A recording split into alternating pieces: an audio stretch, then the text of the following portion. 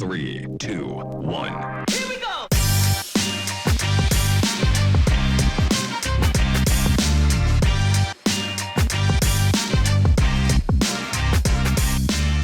Share with us your 1%er, your little piece of advice that you give others to be that little bit better every day. Yeah, good. Thanks. And thanks for having me. Well, I guess thinking about that, my 1%er, it's something that, I do recommend other people do it. It's something that I've always done, for better or worse, and it does help me in my role. And it's like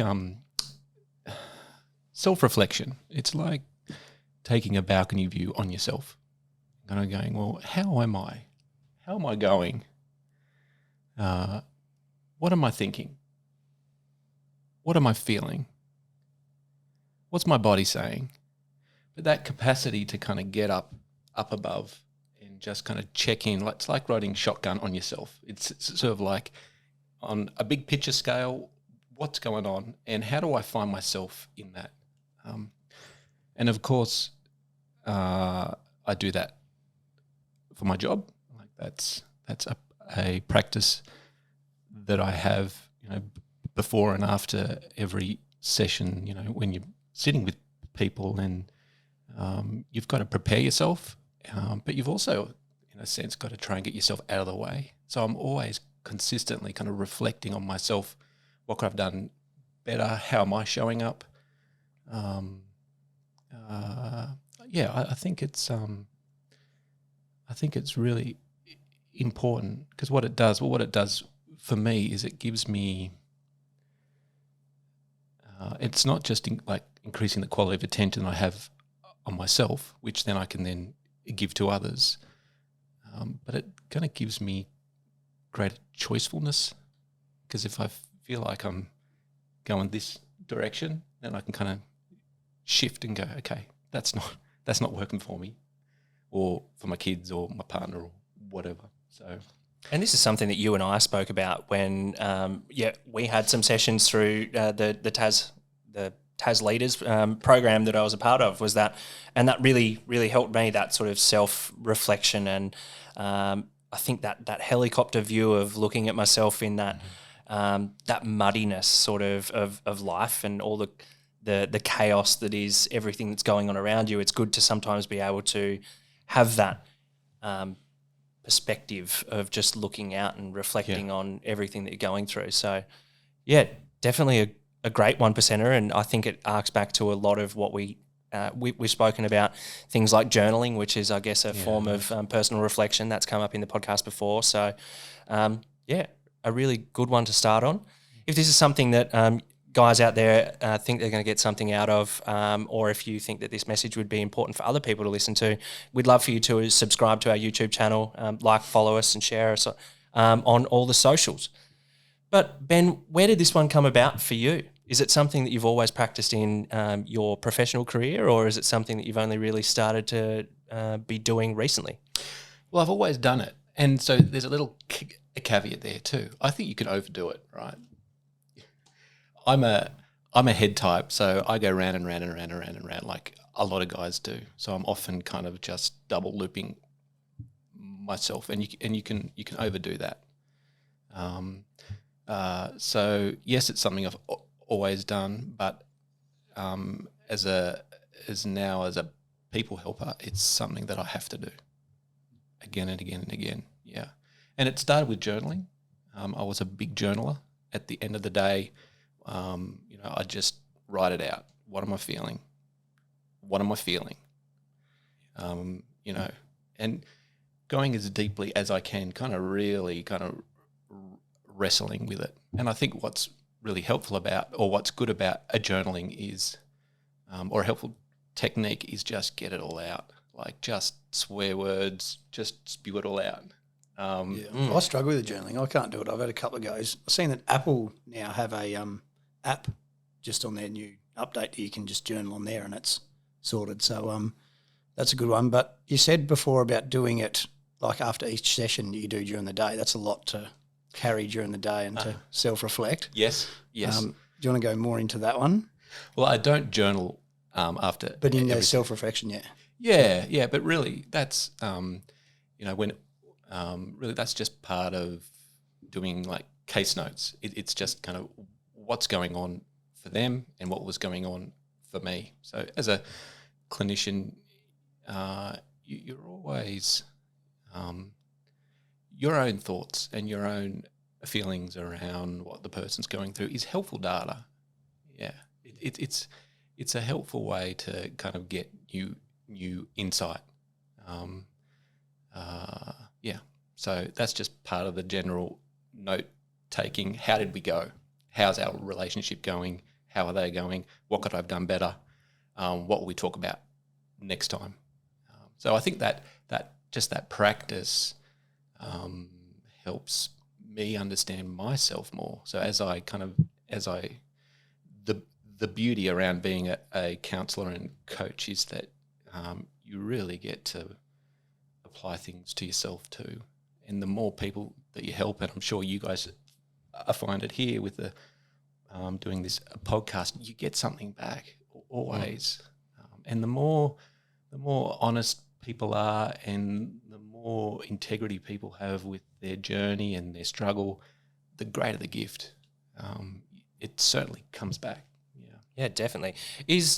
Are those reflections something that you ever share back with the client? Like some of the things about the session, like if you're meeting with them again in a week or a fortnight's time, is it something that you say, oh, hey, in this session we spoke a little bit about this, and afterwards I felt a bit like, is that something that you share with them, or are they more just sort of for your own sort of information? That's the skill and art of helping people, is doing it right and doing it well. Knowing what to share, Exactly. what to keep yourself. Yeah, and not making it about you. But, sometimes it's just, it can be damn lonely and isolating thinking you're the only one in the world going round and round and thinking these thoughts or feeling these feelings. To have someone actually just check in and go, actually, yep.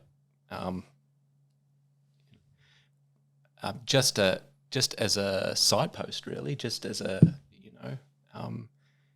that's kind of a common human experience, and more so with coaching. With coaching, it's very egalitarian. Do you want to explain the difference between sort of counselling and coaching and what that sort of looks like, just for those that are listening? Yeah, if you can, in 30 minutes. I can. And it would. Yeah, very kind of in a very clunky way, counselling is focused on repairing and understanding emotions. It's often looking in the past and kind of healing from what has happened. Coaching is more around where am I going, and how do I what could be. If I'm -5 and I want to get back to 0, then I have to go and see a counsellor. I just want to get back to normal, back to the status quo. But if I'm 0, things are good and stable, and I want, what does +5 look like? What is that? What could be?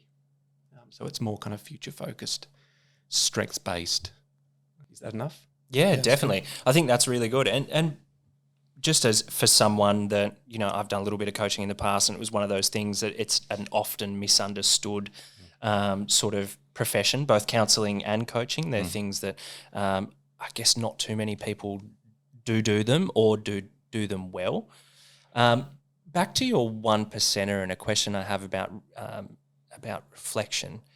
So it's great to reflect, but what do you do with that information once you've got it down on paper or you've thought about it a little bit more? What happens for you? What do you do if there's a reflection there that might be negative? How do you come back from that? Well, awareness comes before skill, right? So you've got to know it before you do something about it, and that's why it's my 1%er, because if you're in it, it's got you. You don't have it. So even just seeing it, it makes that shift. So that's the first thing, just seeing it. Because if you can see it, it's something in your hand then. you kind of get distance from it. What you do with it then, well, that's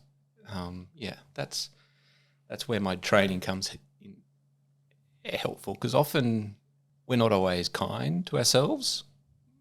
We tend to, the default is that we tend to give ourselves a pretty hard time, thinking that, oh, that's what's going to get me better. If I give myself a rap over the knuckles, or if I feel bad about how I'm being, then in order to move forward, that's what I need to do. I'm not good enough, so I need to effort. I need to push harder. Change, in my experience, is counterintuitive. You look at it and you bring it closer and you accept it. So you actually turn and face it. Because often the parts of us that, do go a little bit wobbly, so to speak,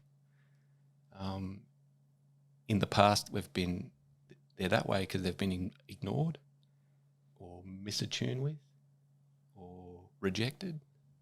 And so that's why we tend to push them down in a way. So why people come and see someone like me, or what I provide myself, is really helpful. You actually turn and face. We want acceptance and inclusion. That's what brings integration, not that self-reprimanding, self-recriminating stuff. That just pushes it back down. It just pushes it back into the corners.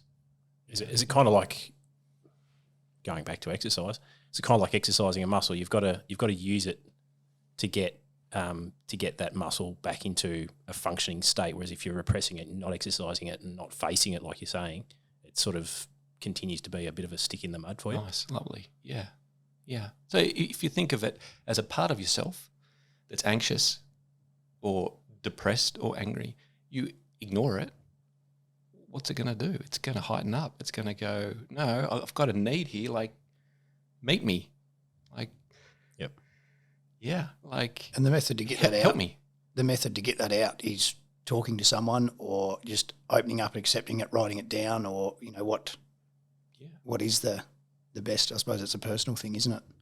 Great options. And yes, absolutely. Sometimes we don't have the skills to do it for ourselves, so we need someone else to kind of mirror that for us, or create a brave space where we can do that. Even just feeling what you're feeling, like even just naming it. That's anger. I'm just anxious. That's sad. That in itself is enough, because you're meeting it. So yes, sometimes we need people with skin on, like to kind of sit in front and go, yeah, there's this and this and this, and just hearing ourselves talk about it, getting it out, that's helpful. But if you can name it, name it, you tame it. So that in itself can be really helpful. But where the journaling or mindfulness, or where that comes in, it's strengthening that muscle to see, to be able to kind of distance yourself enough from the kind of thoughts, feelings, and emotions, so you can do that. There's a lot in that, Ben, and I think there's a lot there for people to take away about the understanding of why reflection, I guess, is really valuable, and how it is a skill that we can build upon. Just like any muscle, like if we do it enough, it is something that we can grow. And like obviously naming, those sort of things and those emotions that we're feeling is somewhat owning them as well. To digress a little bit and to go back, maybe not even to go back, but also just sort of coming back to you, mate. Like, what are some of the other things, like, I've mentioned or you've mentioned reflection as something that you do to help your mental health. Is there anything else that you do? And I shouldn't just sort of say mental health, let's call it mental well-being. Like, how do you look after Ben besides just doing reflection? Yeah. I do my work, so I enjoy reading and study, and I develop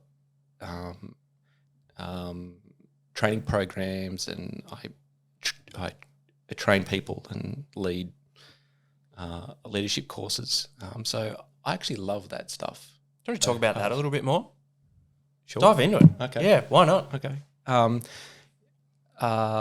Look, I just love going into a workplace or wherever and going, well, where do you want your people to get to? How are you going to get there? And I build a training or coaching program that gets those outcomes. So I love the reading and the research and the making things clear and putting people in a program in some sort of structure that kind of gets those outcomes. I get a kick from seeing people grow, from people getting those insights, feeling excited about kind of participating in their own becoming of wow, what could I do? What is possible? I love seeing those lights go on. So I really get a kick from that. That feeds me. It gives me meaning. It gives me purpose for sure. Yeah. So anything around that I really enjoy. I read. I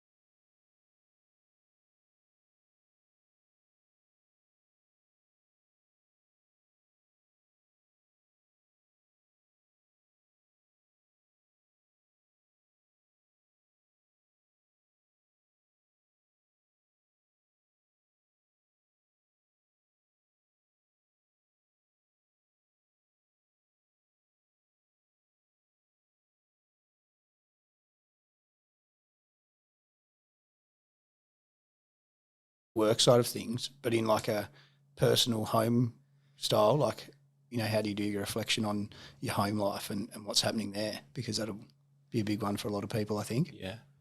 Well, I see it in myself and I see it in my clients is that your growth edge, like what's, where we need to grow shows up everywhere.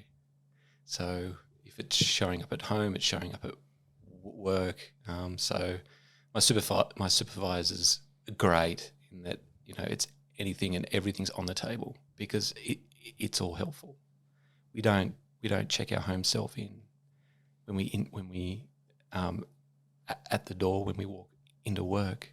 We bring everything with us, and I think that's what my clients and coaches appreciate is that kind of like it's about life. Like what would be most helpful for you to talk about. Yes, it might be in a work type setting, but there could be, and there usually is something out of that context that, if I just had some clarity and some insight around that, it liberates them and helps them in the workplace. I like saying that you come to I like using the bucket analogy. I think a lot of people do. And you've got to make sure that your bucket, it's the same bucket you're carting around everywhere. That if you've got enough space for your home stuff and enough space for your work stuff, I think that's where you're sort of getting to is you can't just deal with a work person and a home person. It's the one person, one bucket, one thing. Nice. Great.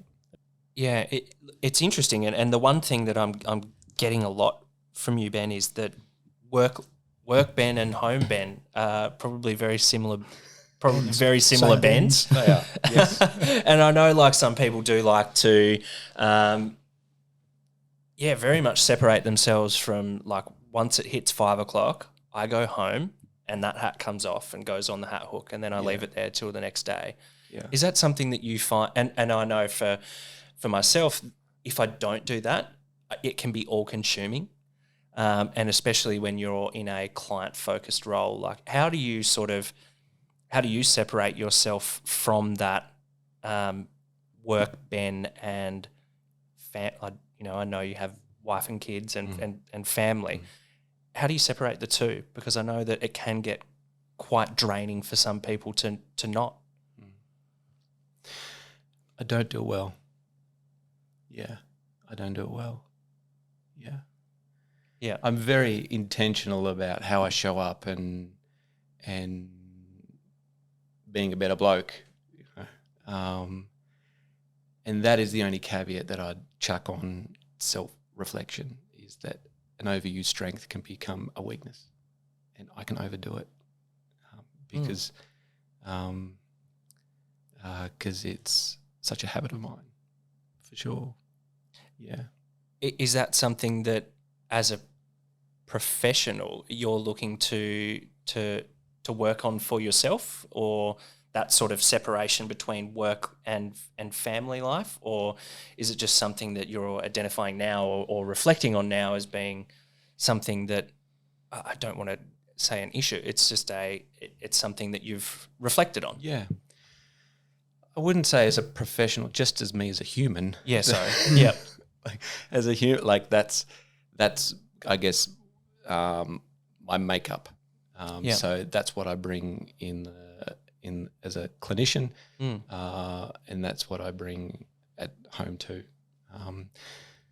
If I was going to a life coach or an executive coach or whatever, it would be around how do I just have fun? How do I just relax? How do I just be me?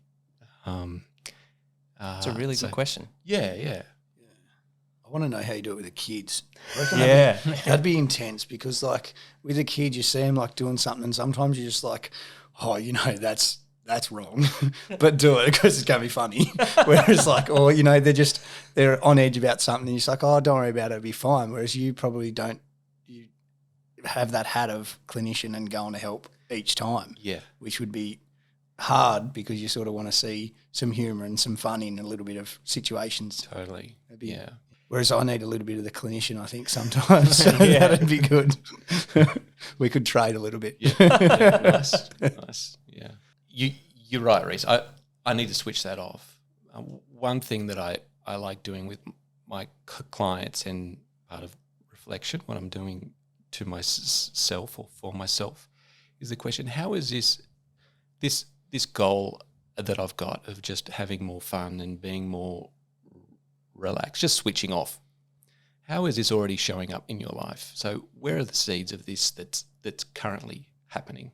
And what that does, just kind of helps reinforce it's not about efforting anymore, it's just an allowing. So how do I make that shift? And where I see that is playing Xbox with my son, like, just going Halo Infinity and killing other dudes on the other side of the world, right? So just chilling out that way. My son's taken up boxing, and I've wanted to get fit for a long time, and I've been dreading this. But have you put one on him? Or how old is he actually? He's 14. Oh, okay. No, you can probably put one on him. But an absolute weapon. Yeah. Like just the opportunity, I wanted to help him spar. Just going, what do I need to do? Where do I put my hands? And now I'm started going there. And that's early days yet, but it's just been helpful. Yeah. So nice. Great. And I don't want to make season 3 about exercise, but thanks for bringing it up, Yeah. everyone. Sure. It's a good start. Mate, I've really loved having you here, and I wish we could talk for longer because I feel like we could tease out so much.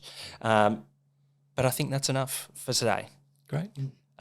thank you so much for being on. And I just want to just reiterate to everyone that is listening, look, if you do feel like maybe something in this conversation has brought something up for you, we always recommend chatting to a friend, chatting to a mate, chatting to anyone, and also, reaching out to professionals. There are professionals in our community that are really great and they can share some amazing insights about yourself that maybe you might not actually be able to see yourself. So at the very least, if you are struggling at home, like, we recommend contacting Lifeline on 13 11 14.